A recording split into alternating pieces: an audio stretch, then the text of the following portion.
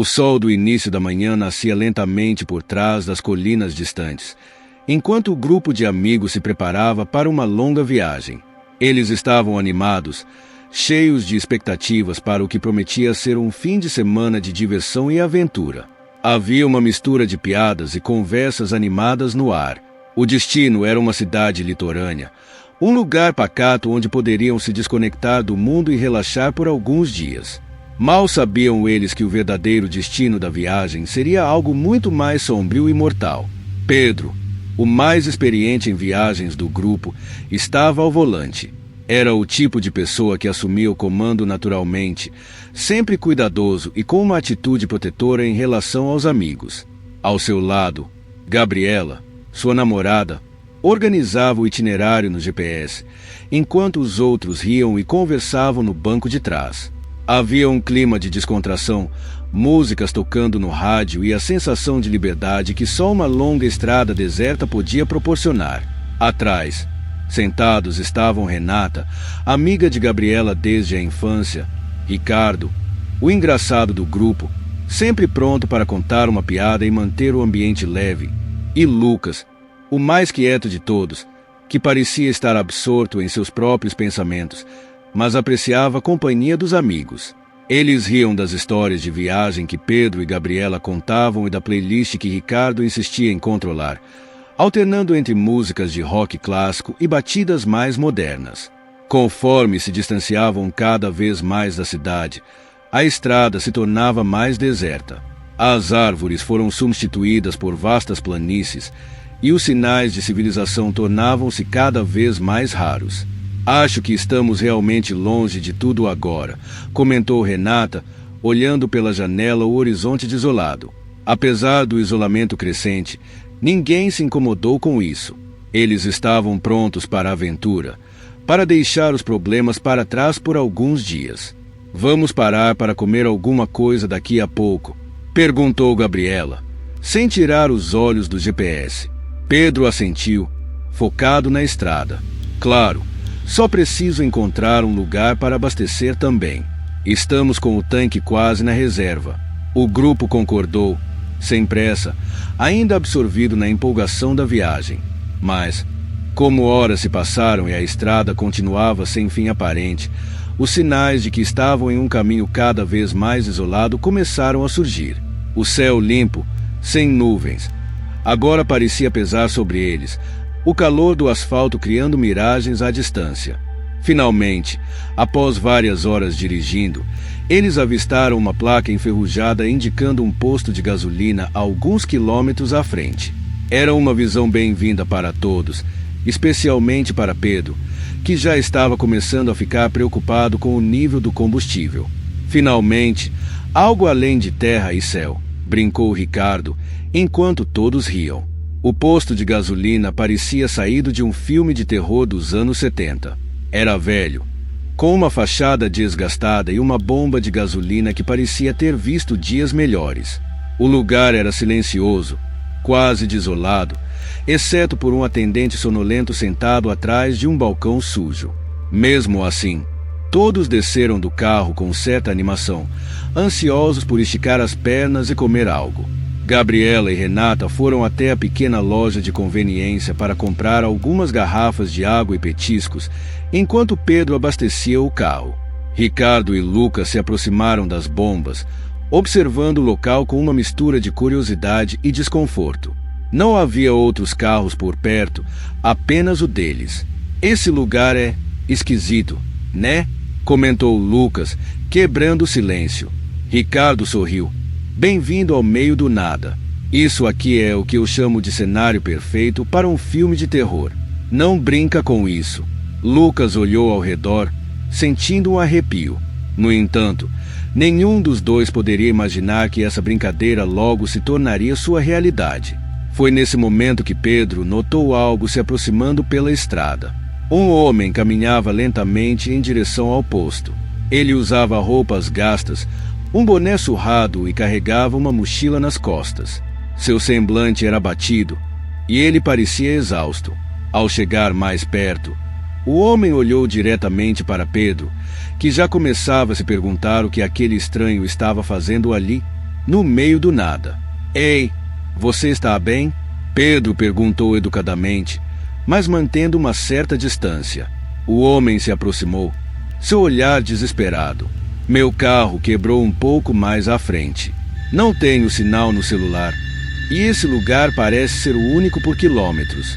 Será que vocês poderiam me dar uma carona até a cidade mais próxima? Pedro hesitou por um momento. O homem parecia genuinamente necessitado, mas algo em sua postura o deixava desconfiado. No entanto, antes que pudesse pensar mais a respeito, Gabriela e Renata saíram da loja com as compras. Quem é ele? Perguntou Gabriela, surpresa. Pedro explicou a situação, enquanto o homem aguardava pacientemente, tentando parecer inofensivo. Após uma breve discussão entre os amigos, eles decidiram ajudar. Afinal, o homem estava em apuros e parecia cruel deixá-lo ali sozinho naquela estrada deserta. Tudo bem, disse Pedro, forçando um sorriso. A gente te dá uma carona, mas só até a próxima cidade. O homem sorriu agradecido e entrou no carro, sentando-se ao lado de Ricardo e Lucas no banco de trás. O grupo retomou a viagem, mas agora o clima dentro do carro havia mudado. O silêncio parecia mais pesado, e todos, exceto o estranho, estavam tensos, tentando ignorar a sensação de desconforto que preenchia o ar. Enquanto a estrada se estendia à frente deles, a noite começava a cair, e as sombras crescentes pareciam engolir tudo ao redor. Foi então que os amigos perceberam que essa não seria apenas uma viagem comum. Algo sombrio estava para acontecer, e eles não estavam prontos para o horror que os aguardava. A viagem prosseguia em um silêncio incômodo. As risadas e piadas que enchiam o carro momentos antes tinham desaparecido, substituídas por uma atmosfera pesada. O estranho, agora sentado ao lado de Ricardo e Lucas no banco de trás, mantinha-se calado, com o olhar fixo na estrada, o que apenas aumentava a sensação de desconforto. Então, você estava indo para onde? Ricardo quebrou o silêncio, tentando aliviar a tensão. O homem virou a cabeça lentamente para ele, com o olhar vazio. Seu sorriso parecia forçado, como se não estivesse acostumado a demonstrar emoções genuínas. Eu estava voltando para casa, respondeu o estranho, com a voz rouca e baixa. A resposta curta deixou todos ainda mais desconfiados. A essa altura, Pedro já estava arrependido de ter aceitado o homem no carro. Gabriela, sentada ao seu lado, olhou rapidamente para ele, seus olhos transmitindo a mesma inquietação. Mas era tarde demais para voltar atrás. As árvores, que antes margeavam a estrada, haviam desaparecido, dando lugar a uma vastidão desértica, com nada além de areia e colinas distantes. A estrada parecia se estender infinitamente à frente deles, sem qualquer sinal de civilização à vista. O GPS de Gabriela, que antes os guiava com precisão, agora mostrava que estavam fora de rota, sem qualquer sinal. Algo está errado, sussurrou Gabriela, tentando não alarmar os outros. O GPS não está pegando sinal. Pedro franziu a testa, mantendo os olhos na estrada. Deve ser apenas uma área sem cobertura. Assim que chegarmos mais perto de uma cidade, ele volta a funcionar. Gabriela não parecia convencida, mas não quis discutir. A tensão dentro do carro era palpável, e cada minuto que passava parecia aumentar a pressão. O desconhecido continuava em silêncio, seus olhos se movendo lentamente de um amigo para o outro, como se estivesse avaliando cada um deles. Finalmente, após mais alguns quilômetros de estrada deserta, o carro começou a fazer um som estranho. Um chiado, seguido por uma sacudida repentina. Mas que merda! Pedro murmurou, puxando o volante para controlar o carro.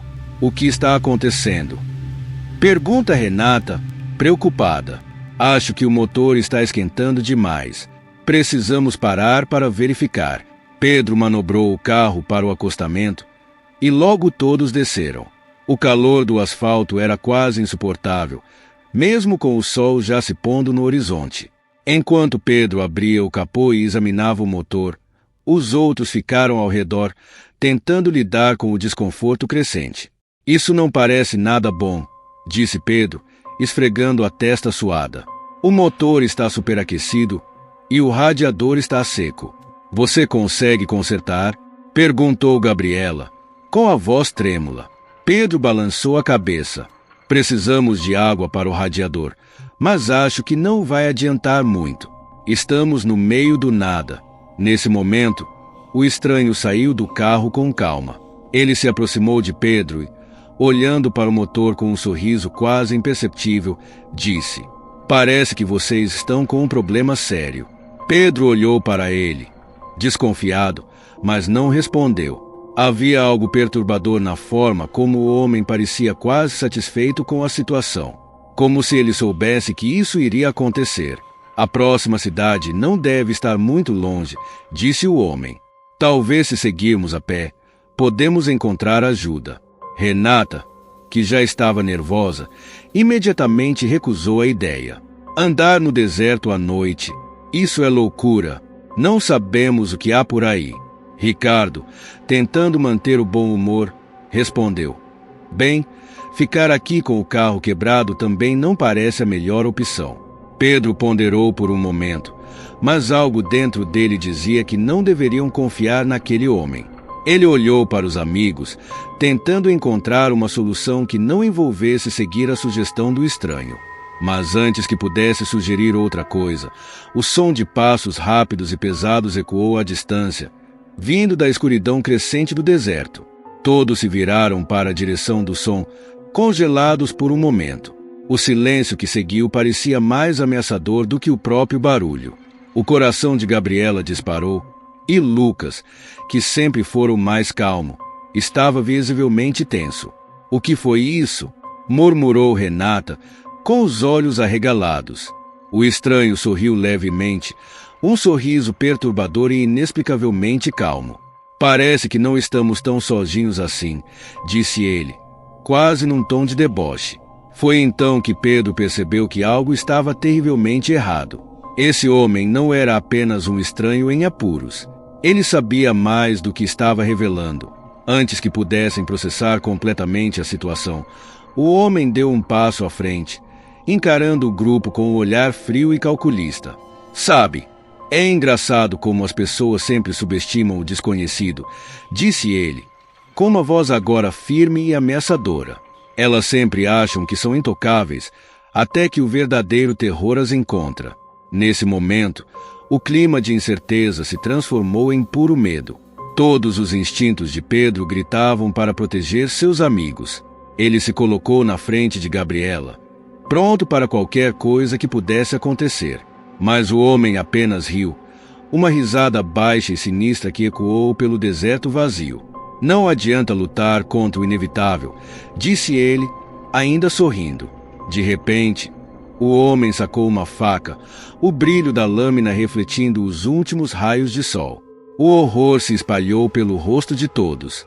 Ricardo, em um ato impulsivo, tentou agarrar o braço do assassino, mas foi tarde demais. O homem era rápido, ágil demais.